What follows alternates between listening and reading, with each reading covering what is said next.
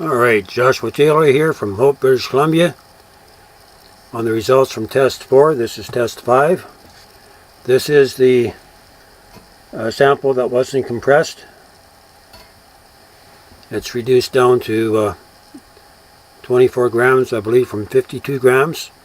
I think a 0.481% is what's left over. I'm just going to give you a little close-up. The light's not the best here. You can see it's very granular, fairly uniform, fairly even. So we were able to take the bread that was blended down to 52 grams and use it together with no binders, just using the heat. This is the second test piece that was compressed. It's actually, if you scrape the sides, it's a little more heavier, a little more dense. You can tell by the sound of the scraping. So that went from 58 grams down to 30 grams, about 0.51 percent, the final product. So this is actually quite amazing. I'm going to give you a close-up of this. This is where, get some light on here, where I compressed it in. You can see the dipple in the middle and the edges.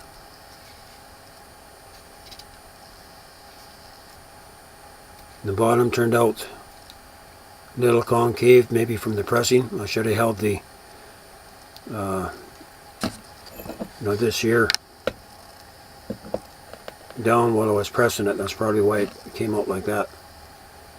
So anyway, when I took it out of the kiln after an hour and a half, I checked at 45 minutes and I could see inside here that it was already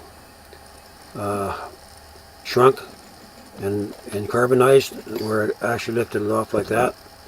When I came back after an hour and a half, I took both pieces out and stopped the reaction by burying both pieces in snow.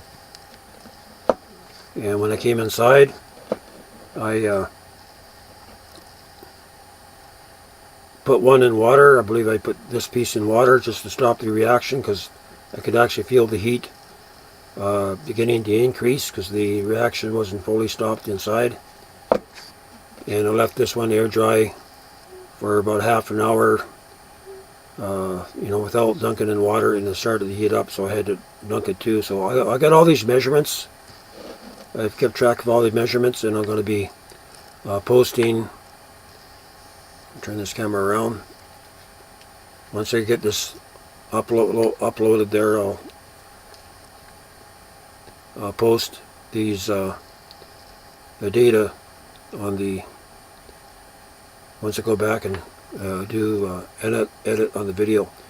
So when I get this uploaded right away tomorrow, I like to repeat these tests, but instead of using this, I'm going to take some K2300 fire brick and take a 2-inch hole saw and bore it out to about maybe ½ inch deep. Then I'll see how much of this powdered bread that it's going to take to fill it. So I'm going to have like a base, and I'm hoping to probably do a baseline test about 45 minutes. Then I'll come back every 20 minutes and take a measurement. I would have to do it, and I'll be able to leave, I have the crucible here, then I'll have another brick on top and maybe a piece of tin foil in between. So I'll be able to take the test piece out of the reaction, weigh it on the scale, and do that every 20 minutes. Try to get at least maybe 4 or maybe 5 different readings, and see whether the scale is going to be linear, where eventually it's going to go down to 0, or whether there is a difference, whether each measurement is going to be different and not uniform. The time would be uniform, but I want the the measurements of the weight to be different. And so by doing this, it's going to be able to tell the story. So I'm hoping to be able to do this tomorrow. I'll start out with a test piece. And I do have a name for these. I'm going to call them carbon foam pucks. Carbon foam pucks. I'm going to stop it here and get this uploaded right now. Thank you.